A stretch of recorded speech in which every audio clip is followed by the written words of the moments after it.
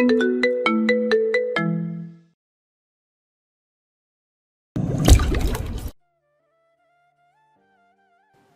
অতীত নিয়ে কথা বলার অধিকার তোমায় কে দিয়েছে? হ্যাঁ, সাইবান হতভম্ব হয়ে পড়ল, চোখ মেলে অসহায়ের মতন তাকিয়ে রইল সে অর্ধাঙ্গিনীর দিকে। ইরাম তার কলার ধরে ঝাঁকিয়ে ঝাঁকিয়ে চেঁচিয়ে উঠল, আমার এক্স হাজবেন্ড পরকিয়া করে, আমার প্রেজেন্ট হাজবেন্ডের সাথে আমার ঝগড়া চলে, এটা বাইরের মানুষ কেন জানবে?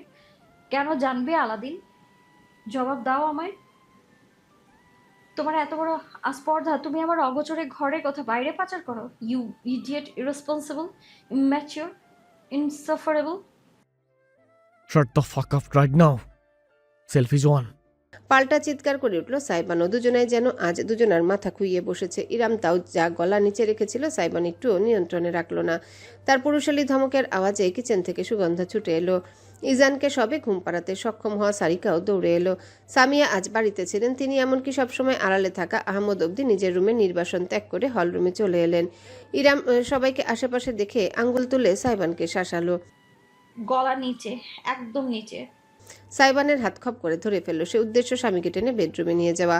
সকলের সামনে এসব বলতে ইচ্ছুক নয় সে, না তো ইচ্ছুক পশুর মতন ঝগড়া করতে। কিন্তু সাইবান আজ বোধহয় খুইয়ে বসেছে। এতদিন যাবৎ তার সঙ্গে কথা না বলা, অভিমান করে থাকা, পর্যাপ্ত আগ্রহ এবং যত্নের অভাবে তার মানসিক অবস্থা সম্পূর্ণ ভেঙে পড়েছে।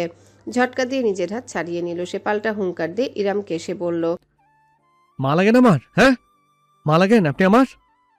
আমি আপনার বাচ্চা? যখন ইচ্ছা যেখানে ইচ্ছা আপনি আমার মাথার উপর ফাটাবেন আর আমি চুপচাপ দেখে যাব, তাই ভাবেন আপনি? ওহ, তাহলে তুমি সারা বাড়ি মানুষকে শোনাতে চাও? সেটাই তো তোমার স্বভাব। সমাজে কথা ছড়াতে পারো, আর বাড়িতে ছড়াবে না? সরিয়েছি, বেশ করেছি। আপনার নামে আরো কিছু ছড়ানো উচিত। পাগল হয়ে গেছিস তুই? সামিয়া ছুটে যেতে চাইলেন ছেলে বউয়ের মাঝখানে, কিন্তু সারিকা মাকে চেপে ধরল। সামিয়া মেয়ের বাহুর মাঝে হতবাক হয়ে দেখতে লাগলেন কাণ্ড, অসহায়ের মতন। পাত্তাও দেয়নি ইরাম কিংবা সাইবানের কেউ। উভয় একে অপরের ক্রোধে ডুবে আছে। তোমার সমস্যাটা কোথায় আলাদিন? আমি তোমার কোন পাকা ধানে মই দিয়েছি বলে বলো? আমাকে মানুষের সামনে নীচ প্রমাণ করে তুমি কি পাও? ঠিক যে যে কথাগুলো আমি তোমাকে বলেছি সেগুলোর প্রমাণই পাওয়া গেছে আজকে। তুমি বোঝো না? দুধ খাওয়া শিশু তুমি? আমাদের দাম্পত্য জীবনের গোপন কথা তোমার মেয়ে বান্ধবী কেন জানবে? হ্যাঁ, কিসের পরামর্শ দরকার ছিল তোমার? বাসার মা বোনকে যে কথা বলতে পারোনি, সেই কথা বলতে গিয়েছো বান্ধবীকে। আর আমি তোমাকে সন্দেহ করলেই দোষ? হুম। মাথায় রক্ত চড়ে গেল সাইবানের। শটান করে ঘুষি হাঁকালো সে। আতকে উঠল সবাই। এই বুঝি ইরাম আঘাত পায়, অথচ সাইবানের ঘুষিটা গিয়ে লাগলো সিঁড়ির রেলিংয়ে। চামড়া ফেটে রক্ত গড়াতে লাগলো। দাঁত কিরমির করলো সে। দুপাশে তীক্ষ্ণ সুচালো দাঁত জোড়া বেরিয়ে এলো। তার সুদর্শন চেহারা হয়ে উঠল পাশবিক। সন্দেহ সন্দেহ সন্দেহ, I am fucking tired of this. সাইবানের চোখ জোড়া বুঝি লালচে হয়ে উঠেছে। ঘর ঘর শব্দ বেরোচ্ছে তার গলা থেকে। ইরামের সামনে বুঝি কোনো পশুই দাঁড়িয়ে আছে। আমি আপনার কাছে চকলেটের মোড়ক, যাকে সিটি ফেলে দেওয়া হয় ডাস্টবিনে?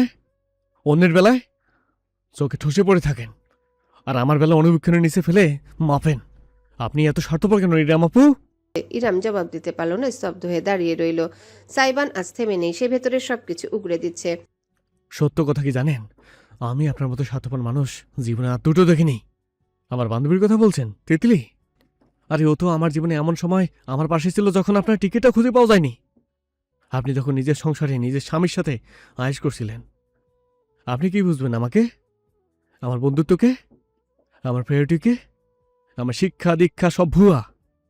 আপনি জানেন শুধু মানুষকে ব্যবহার করতে। আমাকে বিয়ে করে ব্যবহার করছেন ইচ্ছা মতো। আমার টাকা, আমার নিরাপত্তা, আমার সব কিছু আপনি আপনার ছেলে মিলে লুটে নিচ্ছেন। এরপর সুযোগ বুঝে একটা সময় চলে যাবেন। লজ্জা করেন আপনার? কোনোদিন সংকোচন হয় না? সারিকা অবধি আর না বলে থাকতে পারল না। তবে সাইবান বোনের দিকে ঘুরে তাকালো না। আহমদ মেয়ে স্ত্রীর পাশে থেমে হেলান দিয়ে বিনোদনের সঙ্গে দেখতে দেখতে মন্তব্য করলেন, এটা আজ না হয় কাল হওয়ারই ছিল। তুমি এই পরিণতি ডেকে এনেছো। দেখছো সামিয়া? হাতের মুঠো শক্ত করে ফেললেন সামিয়া। এই মুহূর্তে স্বামীকে আর কিছুই বলতে পারলেন না। তার চোখে অশ্রু টলটল করছে। সাইবান এবং ইরাম কেউই আর পরিবারের জন্য থেমে নেই। ইরাম অবশ্য নিশ্চুপ, কিন্তু সাইবানের একটা কথাও আর মাটিতে পড়ছে না। সে ক্লান্ত। বারবার অতীতের দোহাই দিয়ে সিম্পাতি কমাতে আসবেন না। এই পৃথিবী দয়ালু না, কেউ আপনাকে দয়া করবে না। আমাদের সবাইরই কোনো না কোনো অতীত আছে। পার্থক্য শুধু আমরা অতীত নিয়ে পড়ে থাকি। সেখানে আপনি অতীত থেকে বের হতে পেরেছেন। বিশ্বাস করতে না পারলে বিয়ে করছেন কেন? নাচতে নাচতে তো আমি যাইনি আপনার কাছে। অসহায় আপনি আমার কাছে এসেছেন, আর আমি যখন আপনার সাথে অ্যাডজাস্ট করে নিতে চাইছিলাম তখনই আপনার সব সন্দেহ শুরু হয়ে গেল।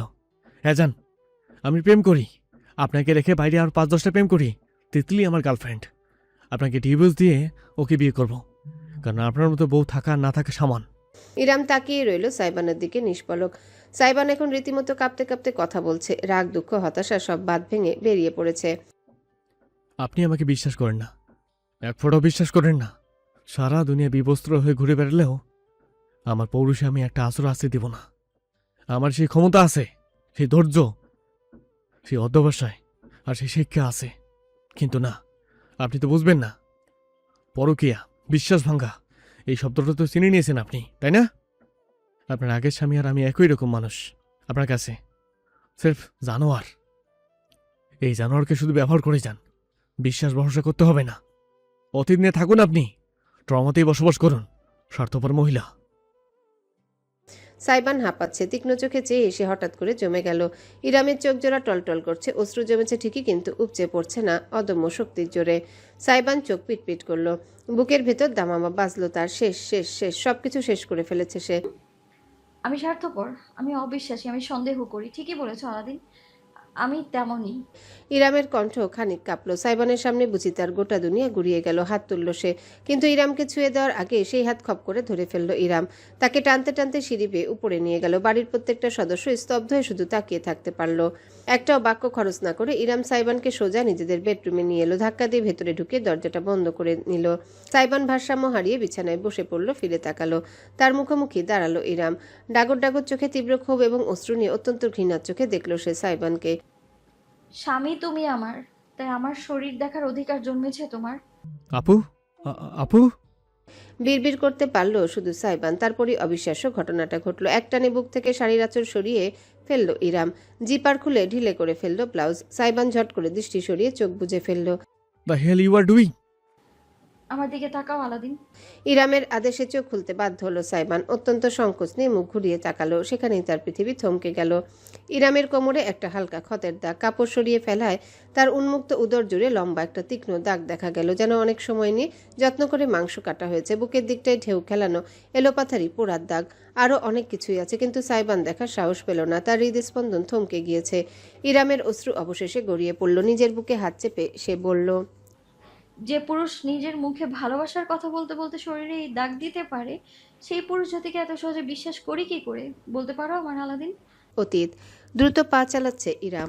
ঘড়ির কাঁটায় রাত প্রায় 10:30। আজকে স্কুলের সাংস্কৃতিক অনুষ্ঠান ছিল। সে শিক্ষিকা হিসেবে আয়োজনের দায়িত্বে ছিল। অনুষ্ঠান শেষে অফিস থেকে বেতন তুলে ফিরতে ফিরতে এত দেরি। এমন দেরি বেশ অনেক দিন বাদেই হলো।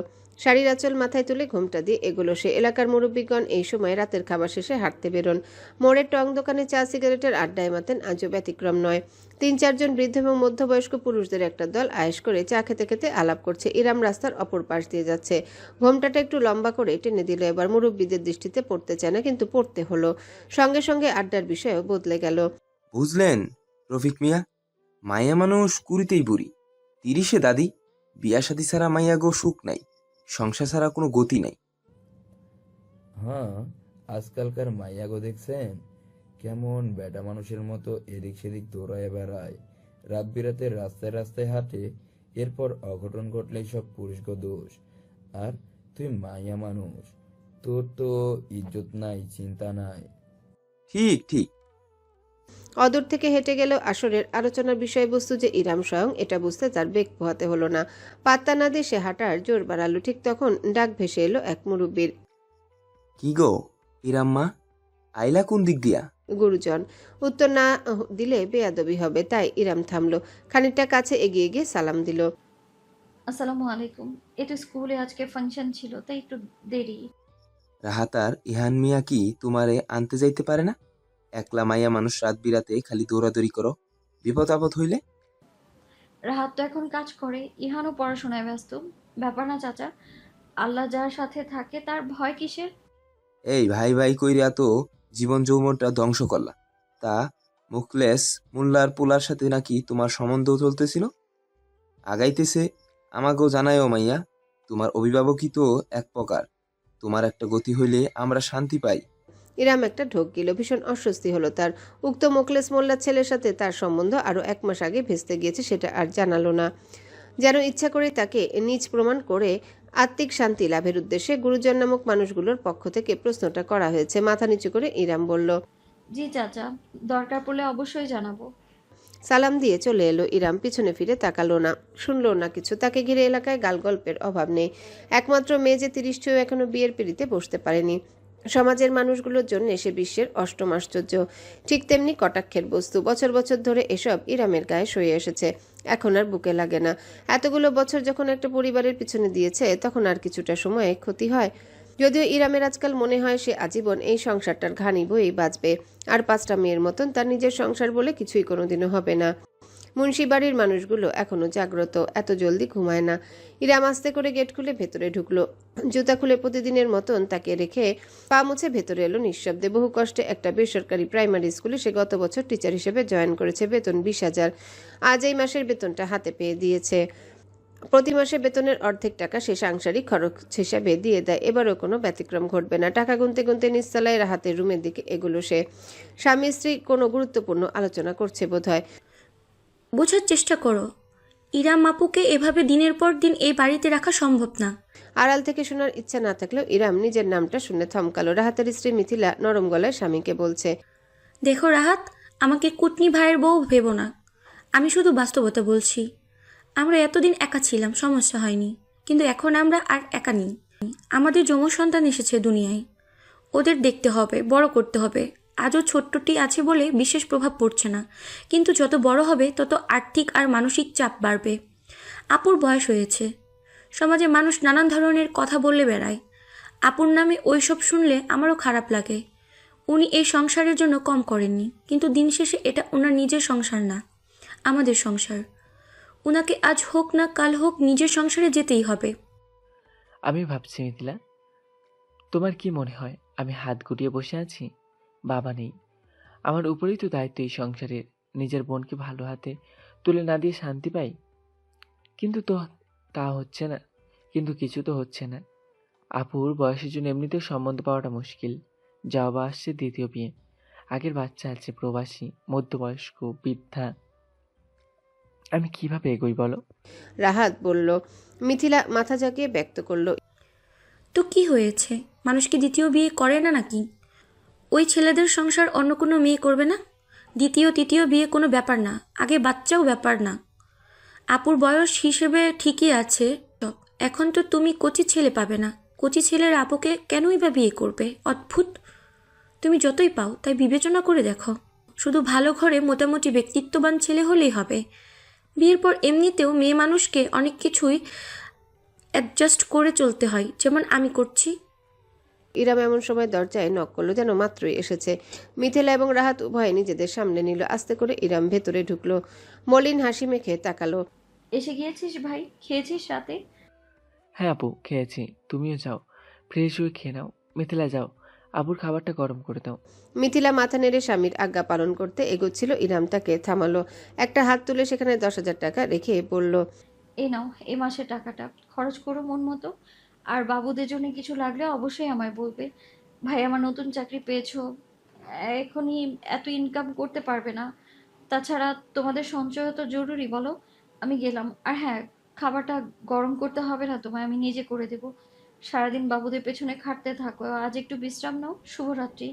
আর দাঁড়ালো না ইরাম, উল্টো ঘুরে রুমের বাইরে চলে গেল।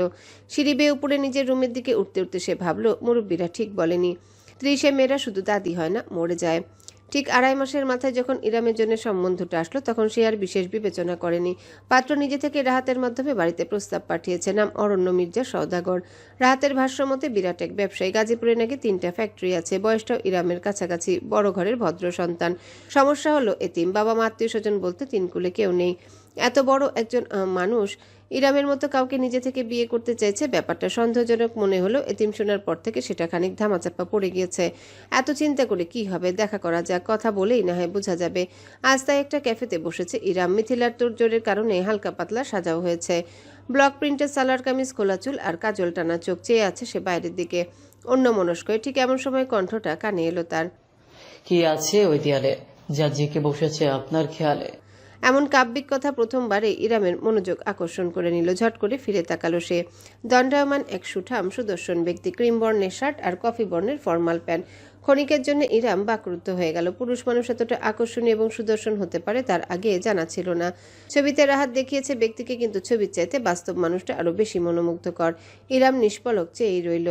টানা চোখ জোড়া সম্পূর্ণ কালো নয়, যেন অতি হালকা বাদামির মিশেল আছে তাতে। তীক্ষ্ণ চোয়াল ক্লিন শেপড করে এসেছে আজ, বোঝা যাচ্ছে। চুলগুলো জেল দিয়ে ব্যাক ব্রাশ করে রাখা, একগুচ্ছ লুটিয়ে পড়েছে কপালের উপর। ইরামের বুঝতে বাকি রইল না তার সামনে দাঁড়িয়ে আছে অরণ্য মির্জা সওদাগর।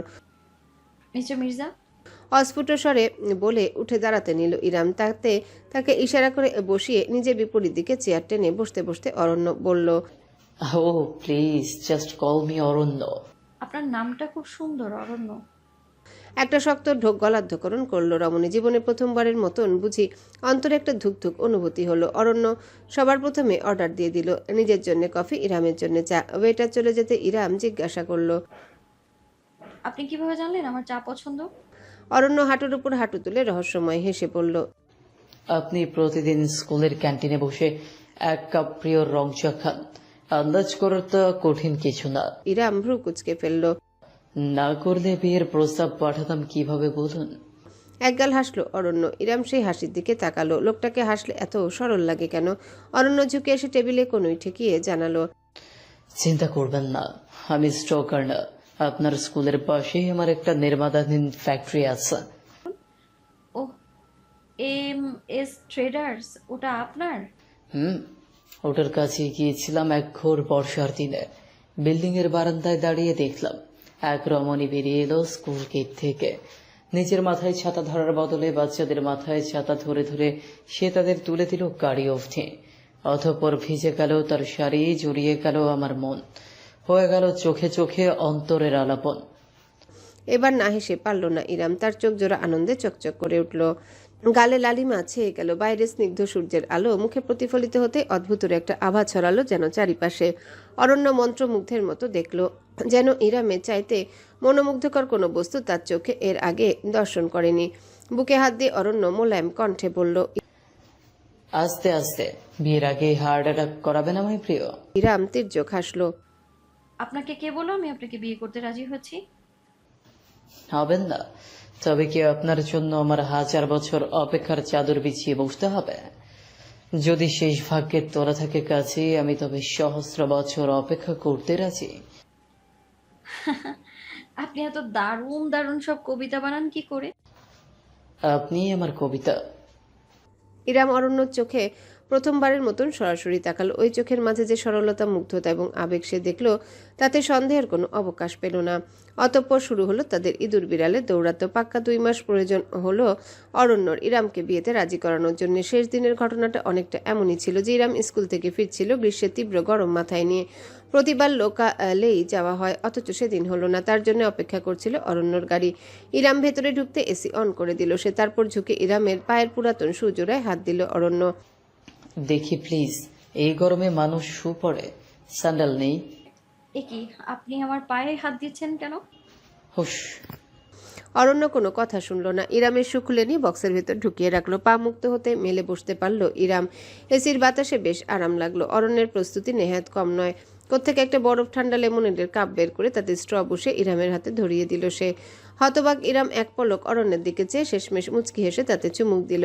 অরণ্য ড্রাইভ শুরু করলো। আকাশি রঙের ফুলহাতা শার্ট, ওপরে কোট ব্লেজারে পুরোদস্তুর ব্যবসায়ী লাগছে আজ মানুষটাকে। আর অবশ্যই বরাবরের মতোই সুদর্শন।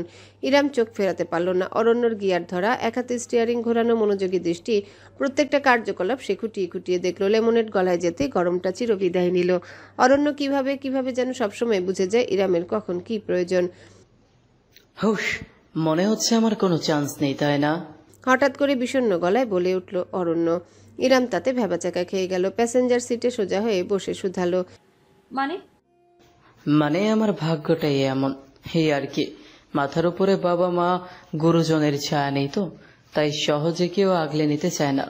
ইরামের বুকের ভেতরটা খামচে ধরলো কেউ বুঝি। অরণ্য স্টিয়ারিং ঘুরিয়ে রাস্তার দিকে দৃষ্টি রেখেই বলল, জীবনটা সহজ ছিল না। মানুষ ভাবে টাকা থাকলেই বুঝি সব আছে, অথচ আমার কাছে শান্তিটাই নেই। আপনার জানা আছে শান্তি কোথায় বিক্রি হয়? তবে নিজের জন্য কিনে বাক্স ভরে রাখতাম। কেন যেন নিজেকে রুখতে পারল না ইরাম। অজান্তে নিজের হাতটা গিয়ারের উপর রাখা অরণ্যর হাতের উপর রাখলো। আপনার বাবা মাকে খুব মিস করেন আপনি, তাই না? মলিন হাসলো অরণ্য। না করি না, ওনারা চলে না গেলে বুঝতাম না দুনিয়াটা কত কঠিন। আত্মীয় নামক কালসাপগুলো সম্পত্তির লোভে কতটা ভয়ঙ্কর হতে পারে সেটা ওনাদের বিদায় নেওয়ার পরেই বুঝেছি। আপনার সুখের সময় সবাই আপনার পাশে থাকে, এরপর সুযোগ বুঝে হামলে পড়ে। আমার দুনিয়ায় এখন আছি শুধু আমি, আমার অর্জন আর আমার একাকিত্ব। আফসোস নেই। ইরাম নিজের হাতের বাঁধনটা আরেকটু শক্ত করে বলল, এখন থেকে আপনি আর আপনার অর্জন থাকবেন শুধু। একাকিত্বের ভারটা না হয় আমার উপর ছেড়ে দেবেন। অরণ্য সইতে পারল না। ব্রেক কষে তৎক্ষণাৎ গাড়ি থামিয়ে ফেললো। মাঝ রাস্তায় ভাবে হঠাৎ গাড়ি থামিয়ে ফেলায় আশেপাশে যানবাহন দ্রুত হর্ন বাজাতে লাগলো। চিৎকার চেঁচামেচি শুরু হয়ে গেল, অথচ অরণ্যর কোনো দিকে খেয়াল নেই। সে অপলক চেয়ে আছে ইরামের দিকে। ঝুঁকে এলো, সে রীতিমতো ফিসফিস করে উচ্চারণ করলো। আর একবার বলুন। ইরাম মোলায়েম হাসলো, তার চোখে হালকা অশ্রু জলজল করলো। একাকিত্বে দীর্ঘশ্বাস, মায়ায় অবিশ্বাস, আর বিয়েতে সর্বনাশ। আপনি নিজে সর্বনাশ করতে মুখিয়ে আছেন। কুয়োতে ঝাঁপ দেয়া ঠেকানোর সাধ্য কার বলুন? অরণ্যর ঠোঁটে বিস্তৃত এক হাসি ফুটলো। এবার ইরামের হাত ধরে সে উপরে তুলল। প্রথমবারের মতো নিজের ঠোঁটের স্পর্শ ছুঁয়ে দিল কাজের কারণে রুক্ষ হয়ে আসা আঙ্গুল জুড়ে। বলল, আজ ইরামের বিয়ে। কাবিন এবং যাবতীয় কাজ সকালেই হয়ে গিয়েছে, এখন শুধুমাত্র অনুষ্ঠান। যদিও ইরাম মত দিয়েছিল ছিমছাম অনুষ্ঠান আয়োজন করবে, বেশি মানুষের উপস্থিতিতে সে স্বাচ্ছন্দ্য বোধ করে না। তবে শেষ মুহূর্তে অরণ্য বেঁকে বসেছে। না, ইরামকে সে চুপচাপ বিয়ে করবে না, সমস্ত এলাকার মানুষকে দাওয়াত দিয়ে খাওয়াবে। যে মানুষগুলো এতদিন ইরামকে নিয়ে হাজারো কথা চালাচালি করেছে, তাদের যদি একটু ভালোমতো আপ্যায়ন করা না হয় তাহলে কিছু হলো। ইরাম স্টেজের সামনে দাঁড়িয়ে দাঁড়িয়ে ফটোগ্রাফারের জন্য পোজ দিতে দিতে অদূরে দাঁড়ানো অরণ্যকে দেখছে। শেরওয়ানি পরনে লোকটাকে আজ অনন্য লাগছে। ইরাম থেকে থেকে স্বামীকে দেখে যাচ্ছে। একপাশে খাওয়া দাওয়ার ব্যবস্থা, সেখানে মানুষজন খেতে বসে পড়েছে। মুরব্বীরা সব একসঙ্গে প্লেটের পর প্লেট মাংস সাবার করছে। খেতে পারুক আর না পারুক নিয়ে আর কমতি নেই। বিয়েবাড়ির এই অপচয়টা ইরামের একদম পছন্দ নয়। ফটোগ্রাফারকে বিরতি দিয়ে সে ভারী লেহেঙ্গা তুলে এগুলো টেবিলের দিকে। অরণ্য দাঁড়িয়ে আছে, সকলের খাওয়া দাওয়া ঠিকমতো হচ্ছে নাকি দেখছে। একজন মুরব্বী তাকে ডেকে কিছু বলতেই মুচকি এসে অরণ্য বলল, ভালো করে খান চাচা। যার বিয়ে না হওয়ার চিন্তায় মাথার চুল উঠিয়ে ফেলেছেন, তার বিয়ের খাবারটা কেমন লাগছে? এই চাচাকে আরো 2 পিস রোস্ট দাও। ইরাম কাছে গিয়ে খপ করে অরণ্যের বাহু ধরে ফেলল। বাকিদের উদ্দেশ্যে জোরপূর্বক এসে তাকে টেনে সরিয়ে নিয়ে এসে বলল, আপনি কি শুরু করেছেন? এভাবে বলে কেউ?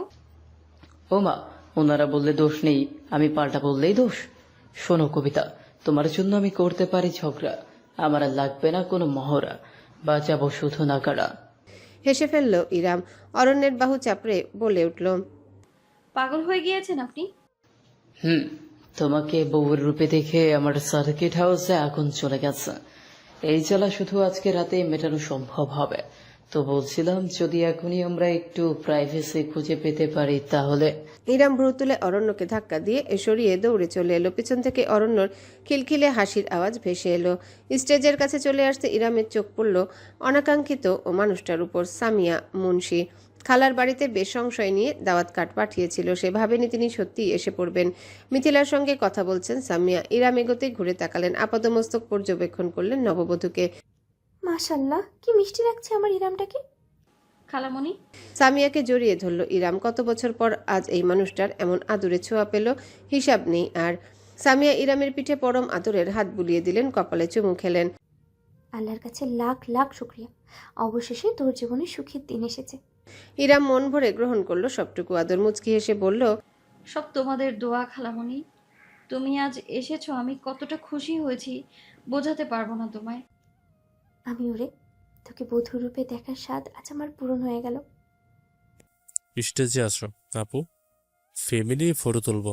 এমন সময় স্টেজ থেকে ইহানের ডাক ভেসে এলো। ইতিমধ্যে স্টেজের উপরে সোফায় বসেছে সবাই। রাহাত, মিথিলা, অরণ্য মাঝখানে। ইহান পেছনে দাঁড়িয়ে হাত তুলে ইরামকে ডাকছে। ইরাম সামিয়ার দিকে ফিরল। স্টেজে আসো আপু, ফ্যামিলি ফটো তুলবো। আরে না না, ফ্যামিলি কিভাবে? আমি আসুন না খালামণি, প্লিজ, আপনি আমাদের পরিবারই তো। স্টেজ থেকে জোর গলায় বলল অরণ্য। এবার আর মানা করতে পারল না সামিয়া। ইরাম তাকে স্টেজে নিয়ে গেল। ইহানের সঙ্গে পিছনে দাঁড়ালেন তিনি হাসি মুখে। ইরাম অরণ্যর পাশে বসলো। অত্যন্ত যত্ন নিয়ে তার চলির ওড়না লেহেঙ্গা গুছিয়ে দিল। অরণ্য নিজের হাতে যেন ছবিতে সুন্দর দেখায়। মিউজিক বাজছে গম গম করে। মেহমানের বাচ্চারা এদিক সেদিক নাচানাচি করছে। অনেকে ছবি তুলছে স্টেজের।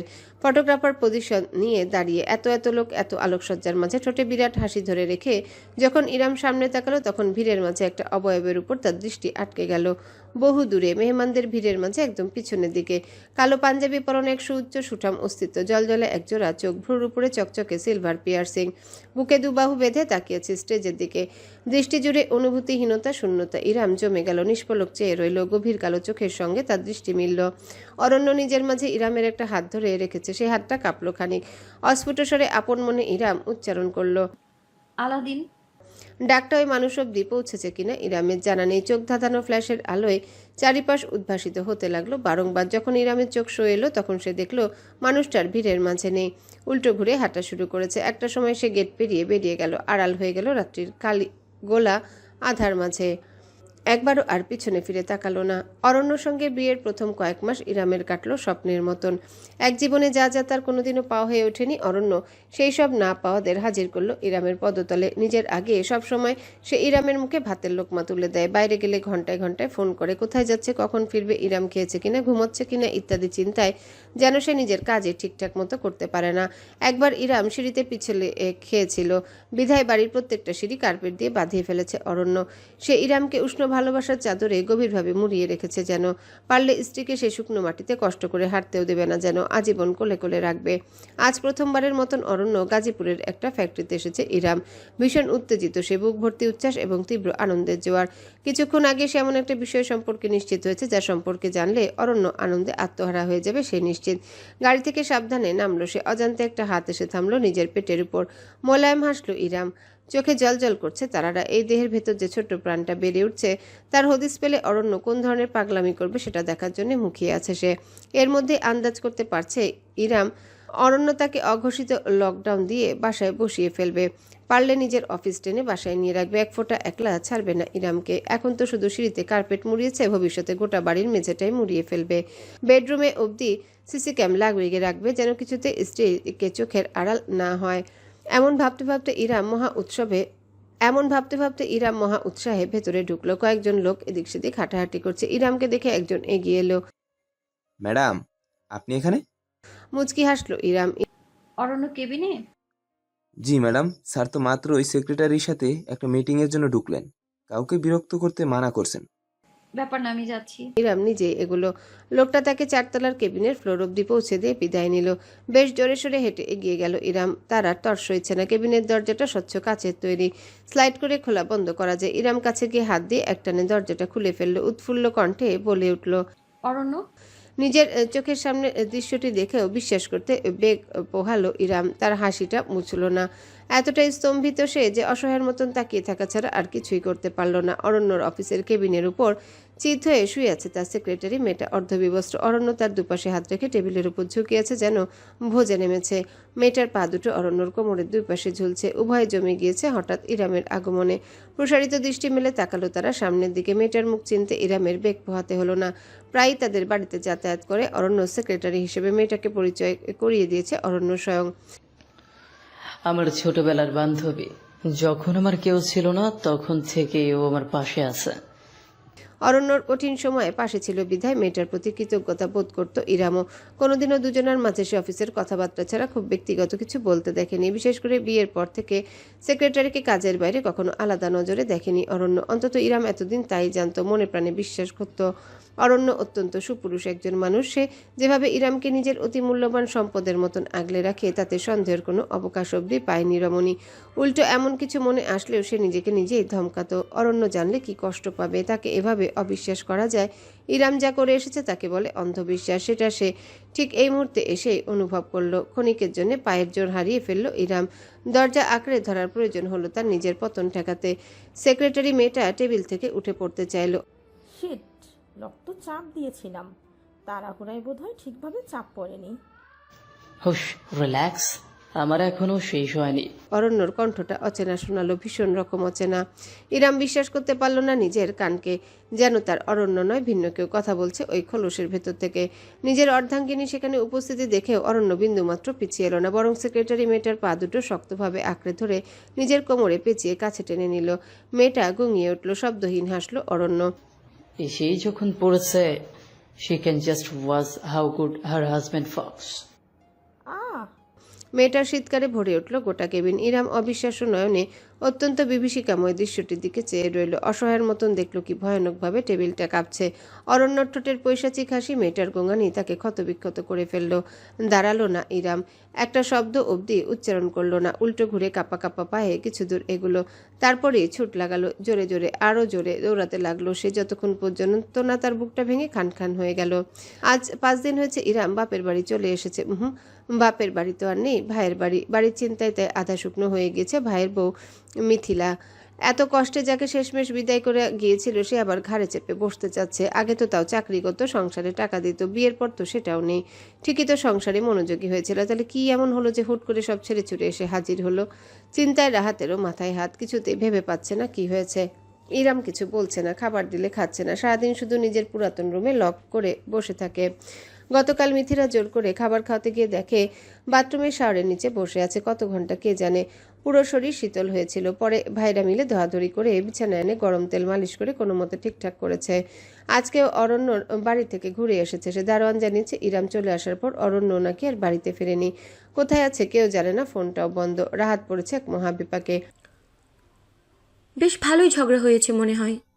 অবশেষে মন্তব্য করলো মিথিলা, স্বামীকে চা পরিবেশন করলো। তাই তো দেখছি দুলাভাই তো এত শক্ত হওয়ার মানুষ না। আপু বলতে সে তো রীতিমতো অজ্ঞান, অথচ আজ এতদিন আপু এখানে একবারও খোঁজ নিতে আসলো না। মামলা ভালোই সিরিয়াস। রাহাত চায়ে চুমুক দিল। মিথিলা একটা দীর্ঘশ্বাস ফেলে সোফায় বসে পড়ল। একেই বলে কপালের নাম গোপাল। তাও যা একটু সুখ আপুর কপালে লেখা হয়েছিল তাও ওনার কপালে সইল না। এত বড় ঘর, এত ভালো অবস্থা, এত ভালো স্বামী, সব ছেড়ে পাগলের মতো চলে এসেছে এখানে। বলি, সংসারে ছোটোখাটো ঝামেলা একটু হবেই। তোমার আমার কত হয়েছে, আমি কি কথায় কথায় বাপের বাড়ি গিয়ে হাজির হয়েছি? দুলা ভাইয়েরও তো আত্মসম্মান আছে, বউ এভাবে না জানিয়ে চলে এসেছে। পুরুষ মানুষ রাগ হওয়াটা স্বাভাবিক। আপু তো মুখই খুলছে না, কি হয়েছে না বুঝলে সমাধান করব কিভাবে? বিয়ের কয়েক মাস যেতে না যেতেই আবার এখানে হাজির। সমাজে অলরেডি কথা শুরু হয়ে গিয়েছে। আপাতত সবাইকে বেড়াতে এসেছি বলে দমিয়ে রেখেছি, কতকাল রাখবো? আপুকে বোঝাও তুমি। ভাইয়া, এমন সময় 2 তলা থেকে ইহানের আর্তচিৎকার ভেসে এলো। উভয় ঝট করে ফিরে তাকালো। সিঁড়ির উপর থেকে কাঁদতে কাঁদতে চিৎকার দিয়ে ইহান জানালো। আপু গা থেকে রক্ত বেরোচ্ছে। এক মুহূর্ত বসে থাকতে পারলো না কেউ আর, দৌড়ে ইরামের রুমে গেল। সামনের দৃশ্য দেখে না চাইতেও রাহাত এবং মিথিলা জমে গেল। এমন ভয়াল দৃশ্য। ইরাম বিছানার উপরে ছটফট করছে। মলিন চাদর টকটকে লাল তরলে ভেজা, রক্তাভ তরল চাদর ছুঁয়ে মেঝেতে পড়ছে। আর কেউ না বুঝলো, মিথিলা ঠিকই বুঝলো, সে মেয়ে। সে জানে ইরামের সাথে কি হচ্ছে। মা মধুর ডাকটা আর শোনা হলো না ইরামের। একদিনের জন্য হলেও সে আসার স্বপ্ন সে বুনেছিল। তিলে তিলে একটা প্রাণকে গড়ে তোলার যে বাসনা তার বুকে লালিত হয়েছিল, যে স্বপ্নের ভবিষ্যতের আশায় শত কল্পনা বোনা হয়েছিল, সেই প্রাণ যেমন নীরবে এসেছিল তেমন নীরবেই চলেও গেল। ইরামকে শূন্য করে দিয়ে তার গর্ভের ভ্রূণ এক পরিপূর্ণ প্রাণের স্বীকৃতি লাভের আগেই বিদায় নিল লম্পট এক দুনিয়া থেকে। একদিক থেকে ইরাম তৃপ্ত। এই কুলসিত দুনিয়া একটি সুস্থ প্রাণ লাভ করার অধিকার রাখে না। হাসপাতালের বিছানায় চুপটি করে বসে আছে ইরাম, কোনো নড়চড় নেই, একদম পাথরের মূর্তি। এক সময়কার উজ্জ্বল মুখটা ফিকে হয়ে এসেছে, রুক্ষ হয়ে উঠেছে ত্বকে যত্নের অভাবে। চোখের নিচে গাঢ় কালি, একটা হাত পেটের উপর। আজকাল সে এভাবেই বসে থাকে, এভাবেই ঘুমিয়ে পড়ে, এভাবেই অনুভব করে শূন্যতাকে। হাসে না, কাঁদে না, কোনো অনুভূতি আর হয় না। চোখ জোড়া শুধু পাথরের বলের মতন একদিকে উদাসীন চেয়ে থাকে। ইরাম জানে না কত সময় পেরিয়েছে, কতদিন ধরে সে হাসপাতালে আছে। তার সাথে কে কি কথা বলছে, কে কি করেছে আর জানতেও ইচ্ছেও হয় না। ঘন্টার পর ঘন্টা কেটে যায়। ইরামের কানে একটা মৃদু শব্দ গেল। দরজা খোলার আওয়াজ। তাকানোর প্রয়োজন বোধ করলো না ইরাম। সে ইতিমধ্যে জানে নার্স আসেনি, না কোনো ডাক্তার। রাহাত, মিথিলা, ইহান, পরিবারের কেউই নয়। এসেছে ওই লোকটা। তার গায়ের গন্ধ ইরামের খুব চেনা। 1000 মাইল দূর থেকে বুঝি টের পায়। তার স্বপ্নের ধারক, তার ভাগ্যের শিল্পী। এসেছে অরণ্য, সুস্থির, নিটল, সুদর্শন চেহারায় মলিনতার অভাব। উল্টো জেল্লাদার হয়েছে ভীষণভাবে। ইরাম না তাকেও বুঝতে পারে। ওই অস্তিত্বের প্রতিটা পরিবর্তন তার শরীর অনুভব করার অদ্ভুত একটা ক্ষমতা লাভ করেছে। অরণ্য ধীর পায়ে এগিয়ে এলো, ইরামের বিছানার কাছে দাঁড়ালো, ফিরেও দেখল না রমণী। আগের মতোই চোখ জোড়া, কোটরাগত নিক্ষিপ্ত শূন্যের পানে। অরণ্য ফর্মাল প্যান্টের পকেটে 2 হাত রেখে এক নাগাড়ে ইরামকে দেখল। প্রতিটা ক্রিয়া, কিভাবে তার পেটের উপর হাতটা চেপে বসেছে সেটা এড়ালো না অরণ্যর দৃষ্টি। তার গভীর কণ্ঠ ভেসে এলো ইরামের কানে। এটা একটা জঘন্য মা হওয়ার জন্য। উঠল অরণ্যর হাত, শটান ইরামের গালে চর বসালো সে। ইরামের মাথাটা একদিকে বেঁকে গেল, তার উজ্জ্বল শ্যামলা গালে 4 আঙ্গুলের গভীর দাগ ভেসে উঠল দগদগে ঘায়ের মতন। অথচ ইরামের ব্যথা লাগলো না। গায়ের ব্যথাটা বুঝি মরে গেছে, আর অনুভূত হয় না। মনের ব্যথার যেখানে জয় জয়কার, সেখানে এই বাহ্যিক ব্যথা অতি তুচ্ছ। অরণ্য ইরামের পিছনে এসে দাঁড়ালো, ঝুঁকে এসে তার গলা আঁকড়ে ধরে সেই থাপ্পড় দেওয়া গালে ঠোঁট চুয়ে কারো চুমু খেলো। অনেকটা সময় নিয়ে গভীরভাবে ইরাম নড়ল না, সরল না, বসে রইল শুধু মূর্তির মতন। গলায় চাপ লেগে তার নিঃশ্বাস আটকে আসছে, অথচ সেই ছটফটটুকু করতে সায় দিল না শরীর। অরণ্য তার কানে ফিসফিস করলো, আর এটা একজন জঘন্য স্বামী হওয়ার জন্য। নিজের গলায় ঠান্ডা কিছু একটার অস্তিত্ব টের পেল ইরাম। মাথা ঝুঁকিয়ে তাকালো, একটা লকেট ঝুলছে তার গলায়, লাল টকটকে রুবির লকেট। অরণ্য তৎক্ষণাৎ তার পায়ের কাছে বসে পড়ল। ইরামের পা নিজের 2 হাতের মুঠোয় সযত্নে তুলে সে নিগুড়ো আবেগ নিয়ে বলল, আমি তোর শুরু, আমি তোর শেষ, আমি তোর পংক্তি কবিতা, ছন্দ তোর একমাত্র আশ্রয়। বাড়ি চল আমার কবিতা। বিয়ের পর মেয়েদের স্বামীর সঙ্গে সবকিছু অ্যাডজাস্ট করে নিতে হয়। স্বামী বিবাহিতা রমণীর একমাত্র গতি। স্বামী বেচারা পুরুষ মানুষ, একটু একটু এদিক সেদিক ঝুঁকবে। বউকে তাই তাকে নিজের আঁচলে বেঁধে রাখতে হবে শক্তভাবে। সব অপরাধী স্বামীর ক্ষেত্রে ক্ষমার যোগ্য, কারণ সে না দেখলে সমাজের আর কেউই বউকে দেখবে না, আপন ভাইও না। তার সে অপরাধ যদি হয় পরকীয়াও। যদিও অরণ্যর ভাষ্যমতে সে পরকীয়া করে না, কারণ পরকীয়ার অর্থ ঘরে বউ রেখে বাড়ির দ্বিতীয় কোনো রমণীর সঙ্গে ভালোবাসার সম্পর্ক রাখা। কিন্তু সে তো ইরামকে ছাড়া কাউকে ভালোবাসে না। বাইরের সবাই শুধু শরীর ভোগের, শরীর আনন্দের আধার। এক স্ত্রী বাদে অন্য কোনো রমণীকে সে কোনোদিনও দ্বিতীয়বার ভোগ করেনি। তাহলে এটা পরকীয়া কিভাবে হতে পারে? ইরাম শুধু শুনে যায়, আজকাল জবাব দেওয়ার হয়ে ওঠে না। স্বামীর সঙ্গে একটু একটু মানিয়ে চলতে হয়, স্বামীর সঙ্গে একটু একটু মানিয়ে চলতে হয়, স্বামীর সাথে একটু একটু মানিয়ে। মনে পড়ে না ইরামের আর। সারাদিন সারা রাত এই বুলি জপে যায় সে তোতা পাখির মতন। তাহলে হয়তো সমাজ তাকে মেনে নেবে। দেনমোহরের টাকা তুলে দেওয়া ভাইগুলোর দিকে অসহায় চোখে বুভুক্ষের মতন তাকিয়ে থাকে সে। রাহাতকে দিয়েছিল ঘুষ দিয়ে নাকি বড় চাকরি হয়েছে ছেলের, বাকিটা ব্যাংকে ফিক্সড ডিপোজিট। ইহানের ভবিষ্যতের জন্য, নিজের জন্য কেন কোনোদিনও ভাবেনি ইরাম। প্রশ্ন উঠে মাঝে মাঝে মনের ভেতর। এত বিশ্বাস, এত অন্ধবিশ্বাস ছিল তার ভাগ্যের প্রতি। কোনোদিনও কিছুই খারাপ হবে না, কিছুই না। যদি একটু স্বার্থপর হওয়া যেত, যদি পরিবারের আগে নিজের কথা ভাবা যেত, যদি সমাজের আগে নিজের ব্যাপারে ভাবা যেত, তবে কি আজ তার ভ্রূণটা পৃথিবীতে শ্বাস নিয়ে বেঁচে থাকতে পারত? স্বামীর সঙ্গে একটু একটু মানিয়ে চলতে হয়, স্বামীর সঙ্গে একটু একটু মানিয়ে চলতে হয়। ঠিক তখন ইরামের মস্তিষ্ক দখল করে নেয় বাক্যটি, সমাজের শিক্ষা, মা বাবার শিক্ষা। ইদানিং অরণ্য ভীষণ গায়ে হাত তুলে, এটাও নাকি তার প্রগাঢ় ভালোবাসা। স্বাভাবিক মিলনে তার আর পোষায় না। ইরামের বুকে সিগারেটের ছ্যাঁকা দেওয়া তার অন্যতম প্রিয় একটা কাজ। ছ্যাঁকা দেওয়ার পর যখন গাঢ় দাগ হয়, তখন নিজের হাতে মলম লাগিয়ে দেয়। পাগলের মতো অনুভব করে মুগ্ধতা। কি প্রগাঢ়ভাবে ভালোবাসে সেই স্ত্রীকে। অর্ধেক দিন প্রায় নগ্ন বিছানায় শিকল দিয়ে বেঁধে রাখে ইরামকে পশুর মতন, কারণ তার চোখে ইরাম অপসরী। তার শরীর প্রতিটা অঙ্গ প্রত্যঙ্গের গঠন প্রতিদিন নতুন করে অরণ্যকে প্রেমে ফেলে। ইরামের শরীরে ফুটে ওঠা প্রত্যেকটা দাগ তার বুকে অধিকার বোধ জন্মায়। অতি যত্নে সে নিজের দেওয়া দাগের উপর বরফ ঘষে দেয়। এত তীব্র ভালোবাসা কেউ হাজারো বছর অপেক্ষা করলেও পায় না, আর ইরামের মতো কেউ কেউ না চাইলেও পেয়ে যায়। ইরামের বাইরে যাওয়া মানা, ভাইদের সাথে যোগাযোগ করা মানা, কোনো পুরুষের দিকে তাকানো মানা, রুম থেকে বারান্দায় যাওয়া মানা। যেতে পারে যদি অরণ্য কোলে বসে, দোলনায় দুলতে পারে যদি অরণ্যকে সাথে নেয়। অরণ্য নিত্য নতুন উপহার স্ত্রীকে মাতিয়ে রাখে, নতুন শাড়ি, গহনা, ফুল, প্রিয় বই। ইরামের রুমে এখন ফুলের বাগান আছে, দেয়ালের বইয়ের লাইব্রেরি, আলমারিতে শাড়ির দোকান, লকারে গহনার স্তূপ। অথচ অরণ্যর উপহার ফুরায় না। ইরামকে সে এক পৃথিবী সমান সুখ দিবে। ইরাম জানেও না কত শত রমণীর ইরামের জায়গায় থাকার স্বপ্ন বনে, অথচ তাদের জায়গা শুধু অরণ্যর বিছানা অবধি সীমাবদ্ধ, যেখানে ইরাম রাজ করে স্বামীর অন্তর জুড়ে। এর নাম ভালোবাসা নয় কি? অরণ্য প্রতি রাতে চেষ্টা করে একটা প্রাণের বিনিময় আরেকটা প্রাণ। মাতৃত্বের সুখ দেবে সেই স্ত্রীকে, যে মাতৃত্বের স্বাদ জীবন ছিনিয়ে নিয়েছে। সেই মাতৃত্বের স্বাদ ইরামকে অরণ্য দেবে, দিয়ে ছাড়বে যে কোনো মূল্যে। তার চেষ্টার কোনো কমতি নেই। দিন দিন সেই চেষ্টা উন্মত্ত হয়। ইরামের শরীরে দাগের সংখ্যা বাড়ে, তাতে কি? ডাক্তার তো ঠিকই আসে পরদিন। স্ত্রীকে সুস্থ রাখার কম চেষ্টা করে না অরণ্য। এর নাম ভালোবাসা নয় কি? কবিতার জন্য অরণ্য আগাগোড়া একটা ভালোবাসা। তাই তো আজ রাতে যখন গর্ভবতী ইরাম নিজের হালকা ফোলা পেট নিয়ে ফুপিয়ে ফুপিয়ে অরণ্যর কাছে আর্জি জানালো, অরণ্য, মুক্তি দিন না আমায়, মুক্তি। তখন অরণ্য সইতে পারল না। কিছু বুঝে ওঠার আগে পা তুলে ইরামের বুক বরাবর কষিয়ে লাথি দিয়ে সে চিৎকার করে বলল, তালাক দিলাম তোকে আমি, তালাক। যা দেখি বাইরে গিয়ে দেখ দুনিয়া কত কঠিন। এমন জটিল সময় বুকে লাথি দিয়ে অবশ্য মায়া হলো অরণ্যর।